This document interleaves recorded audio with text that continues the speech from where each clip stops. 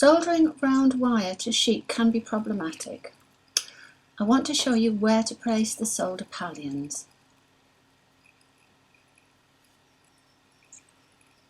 I'm using far too much solder, but I want you to see very easily where the solder is placed and how to pull it through and under the wire. So start and flux your sheet. Can you see it's going into puddles? It needs to be emeryed off to clean it, or a bit of pumice paste.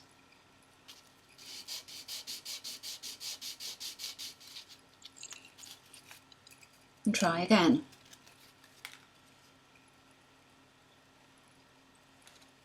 Now the flux is lying nice and smoothly across the top. This is called sheeting. It means the metal's clean.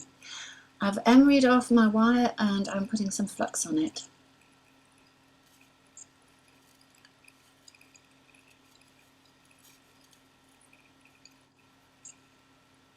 Obviously, if we were inlaying, we'd have a nice channel cut into the metal, but this is if you want to just apply it to a sheet for surface decoration. It's easier with a channel because it can't move around so much. So you can see the solder pallions are placed to one side of the wire at an angle.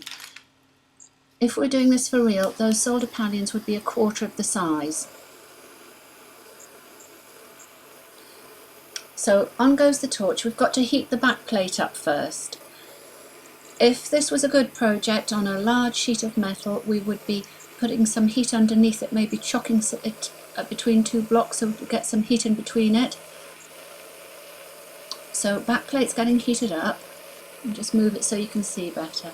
And I'm going to start and pull that bottom right hand pallion underneath the solder. I'll just warm it a bit more. Right, and now I'm going to suck it underneath. Can you see it's coming underneath? The wire's moved. This wouldn't happen if we had our channel cut. So I'm now going to suck the other pallion underneath and try and move that stubborn part on the top. There, it's coming through now. Just turn it again and try and remove every last trace of solder. There we go.